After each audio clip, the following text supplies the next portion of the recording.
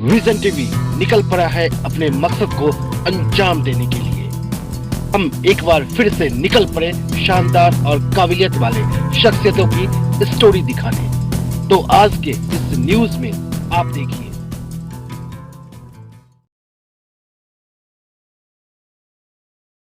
ये जो तस्वीरें आप देख रहे हैं, ये तस्वीर झारखंड में देवघर जिले की है। सूखे को लेकर जिस तरीके से राज्य में कह सकते हैं एक हलचल है, अभी बिहार से लेकर उत्तर प्रदेश उत्तराखंड तक हमें तमाम सियासी जो व्यक्ति जो शख्सियत है उनसे हमने रूबरू करवाया, लेकिन सूखे की जो हालत है, तो सुखाड़ की जो हालत है पूरे राज्य झारखंड में कह सकते हैं वो बदतर हो चली है। सिर्फ 9 लाख हेक्टेयर में जो सरकार का लक्ष्य इससे कई गुना ज्यादा था, लेकिन सिर्फ 9 लाख हेक्टेयर में जो फसल है, खरीफ की फसल है, शायद बोई जा सकी है। और जो कह सकते हैं धान का जो फसल है उम्मीद के विपरीत रहा है। क्योंकि बीजेपी के कद्दावर नेता है नारायण दास जी, राज्य में सियासी हलचल भी कुंद सी पड़ चुकी है। गेंद राज्यपाल के पाले में है, अब तक गेंद का पता नहीं है। क्योंकि केंद्र के नुमाइंदे होते हैं राज्यपाल और केंद्र में इनकी सरकार है, जानेंगे उस मुद्दे पर भी। लेकिन सबसे पहले राज्य में सुखाड़ की स्थिति भयावह हो चली है। राज्य सरकार की तरफ से इस पर कोई पहल अब तक नहीं की गई है। देवघर जिले में भी सूखे की जो स्थिति है वो भी व्यापक तौर पर किसानों के लिए परेशानी का सबब बना हुआ है। जिलाध्यक्ष है नारायण दास जी, सूखे को लेकर सर आपकी तरफ से, विधायक मत की तरफ से, पार्टी की तरफ से क्या किया जा रहा है? देखिए, लगातार जब भी अभी झारखंड विधानसभा भी चला था, तो अभी राज्य की जो स्थिति है, हम लोग सुखाड़ नहीं बल्कि अकाल की बात की है। अकाल को लेके हमेशा आंदोलन करते रहे और निश्चित रूप से झारखंड में पूरे सब जगह अकाल की स्थिति बनी हुई है। और राज्य सरकार को चाहिए कि किसानों के हित में, यहाँ के लोगों के हित में अकाल घोषित करे और बड़े पैमाने पर राहत कोष चलाया जाए, ताकि 2 साल पहले हम लोग कोरोना जैसे वैश्विक महामारी से झेले और तीसरे साल अगर अकाल हो गया तो ये भी अपने आप में एक अच्छा संकेत नहीं है। इसलिए सरकार को समय से पहले जागने की आवश्यकता है और तय है कि सुखाड़ हो, अकाल तो हो ही गया, इसमें कहीं कोई शक नहीं है।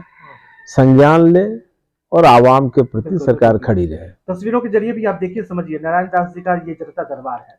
लोग बैठे हुए हैं, इलाके के लोग मौजूद हैं। तस्वीरों में समझिए आप, हमारी दाएं और बाईं तरफ जो लोग मौजूद हैं, तस्वीरों में पहले देखिए आप। ये तमाम जो लोग हैं देवघर विधानसभा क्षेत्र से ताल्लुक रखते हैं जो यहाँ मौजूद हैं। कुछ किसान भी होंगे, कुछ आम जनता भी हैं और कुछ विधानसभा क्षेत्र के लोग भी मौजूद हैं। लेकिन सबसे बड़ा जो राज्य बादल छटेगा और जम के बारिश होगी, ऐसी संभावनाएं हैं। कभी हृदय तो है नहीं नारायण दास जी, लेकिन साहित्यिक बातें करते हैं और बता भी रहे हैं कि बहुत जल्द बादल छटेंगे और बारिश भी होगी। समझ सकते हैं लबोलुबाब इनका क्या है। सर, आपके विधानसभा क्षेत्र में कितने इलाके हैं जिनको चिन्हित आपने किया, किसानों को जरूरत है? क्योंकि जिलाध्यक्ष होने के नाते हम बात कर रहे हैं, मधुपुर की बात कर रहे हैं, सारठ की भी हम आपसे बात कर रहे हैं। जिलाध्यक्ष होने के नाते, चूंकि आपकी सरकार है नहीं, लेकिन केंद्र से आप लोग क्या मदद की अपील कर रहे हैं? अगर आपको मदद चाहिए तो किन किन इलाकों को चिन्हित किया आपने? देखिए, हर जगह सरकार के द्वारा भी और हम लोगों के द्वारा भी अब सरकार संज्ञान तो नहीं ले रही है, लेकिन हम लोग अपने स्तर से लगे हुए हैं। आप लोगों ने देखा भी होगा कि कोरोना के कालखंड में एक विधायक, सांसद लोगों के लिए खड़ा रहा, चाहे किट हो, चाहे मास्क हो, चाहे सैनिटाइजर हो, चाहे प्रवासी मजदूरों का पैसा हो। और हमने अपने फंड से ऑक्सीजन जनरेट के लिए मशीन भी बिठवाया सदर अस्पताल में। तो सवाल है कि हम लोगों के द्वारा अभी कुछ दिन 17 सितंबर से 2 तारीख तक, आज तक मोदी जी के जन्मदिन पर हम लोग सेवा पखवाड़ा मना रहे हैं। लगातार लोगों के बीच हैं, लोगों की सेवा कर रहे हैं, हमेशा लोगों के बीच जा रहे हैं। आज 2 और मैं अक्टूबर है, मोदी जी के जन्मदिन को 17 सितंबर उनका जन्मदिन था और लगभग कह सकते हैं 15 दिनों का वक्त बीत चुका है। वो सेवा पखवाड़ा सर बीत चुका है। हम चूंकि किसानों को लेकर हमने 12-13 विधायकों के इंटरव्यू किए झारखंड में, सूखे की बात कर रहे हैं।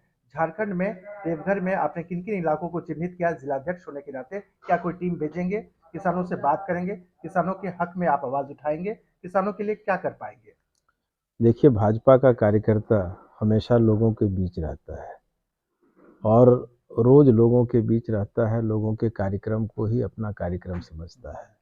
और इस निमित्त जितने भी मंडल अध्यक्ष हैं उनको कहा गया है कि कहाँ कहाँ सूखे की स्थिति है, कहाँ कहाँ अकाल की स्थिति है, वो चयनित किया जाए। हम लोग हर एक प्रकार से लोगों के बीच खड़े हैं, लोगों के लिए खड़े हैं, किसानों के लिए खड़े हैं, मजदूरों के लिए खड़े हैं, जनता जनार्दन के लिए खड़े हैं।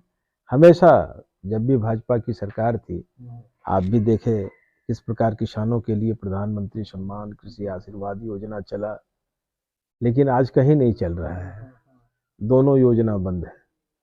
तो सवाल है कि सरकार की नीयत में खोट है, लेकिन हम लोग अपने स्तर से इस अकाल का सामना करेंगे। जिस तरीके से इनके घर में दुखों का पहाड़ टूटा, पिताजी का निधन हुआ, कह सकते हैं उस बीच में, और फिर भी तत्पर रहे आम लोगों के लिए। कोविड का वक्त आया, उसके बीच में भी आम लोगों के लिए उन्होंने दिखाया कि मन में जज्बा, जुनून, हिम्मत हो तो कुछ भी किया जा सकता है। हमारी संवेदनाएं इनके साथ हैं। पिताजी के वक्त में उस कार्यक्रम में हम उपस्थित नहीं हो पाए, लेकिन किसानों की बात भी बहुत इंपॉर्टेंट है, जिसका जवाब बखूबी ये दे भी रहे हैं। सर, चलते चलते चूंकि जनता भी जानना चाह रही है, बादल कब तक हटेंगे?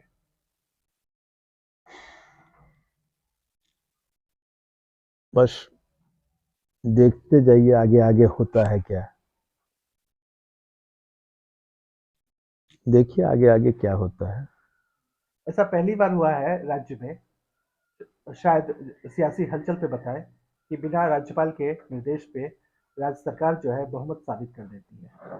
बिना राज्यपाल के निर्देश पे विशेष सत्र बुलाया जाता है। वो तो केंद्र एक की प्रकार वो तो एक प्रकार उनके अंदर डर था।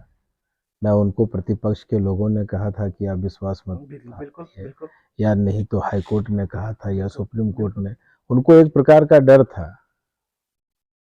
उस डर से वो ये होना चाहता था, इसीलिए वो लाया।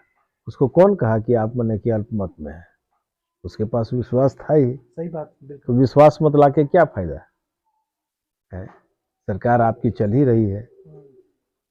ये एक तरह से असंवैधानिक था जो उन लोगों ने किया, ये नहीं होना चाहिए।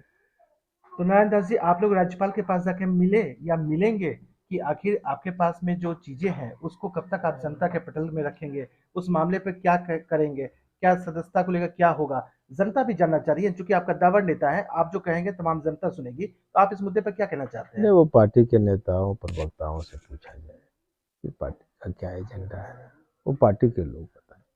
जहाँ तक हम समझ पा रहे हैं, नारायण दास जी प्रवक्ताओं से और बाकी अन्य लोगों से ऊपर हैं, क्योंकि जिस तरीके से लगातार जीत का जो इन्होंने परचम लहराया देवघर जिले में, काबिल तारीफ है। जिलाध्यक्ष रहते हुए जो देवघर जिले में कार्य हुए वो काबिल तारीफ है। एम्स से लेकर जो एयरपोर्ट तक और जो तमाम सुविधाएं एयर जो देवघर को हासिल हुई, उसके जद में, उसके एपिसेंटर में नारायण दास जी रहे। और कह सकते हैं कि इनका जो कद है, इनका जो पद है, वो इन सब लोगों से कहीं ऊपर है, क्योंकि इन्होंने करके दिखाया है।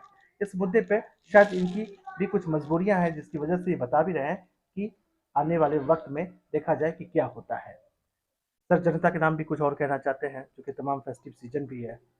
बस दशहरा का पावन पर्व चल रहा है, नवरात्रा प्रारंभ है। हम अपने देवघर वासियों के हम कामयाब होंगे। तो ये थे मृदभाषी, व्यवहारिक, जमीनी स्तर के नेता, जमीन से जुड़े हुए नेता नारायण दास जी, देवघर के जिलाध्यक्ष बीजेपी के। देवघर से नुमाइंदगी करते हैं बीजेपी कोटे से, और जिस तरीके से बताया कि किसानों के प्रति संवेदनाएं हैं, आम लोगों के प्रति संवेदनाएं हैं, राज्य सरकार का रुख देखना होगा। हम लगातार ये आवाज उठाते रहे कि किसानों को मदद मिलनी चाहिए, आम लोगों को मदद मिलनी चाहिए, और केंद्र सरकार से भी इस पर बहुत जल्द आम लोगों को मदद मुहैया होगा। कैमरामैन संजीव के साथ मैं विमलेंदु मिश्रा।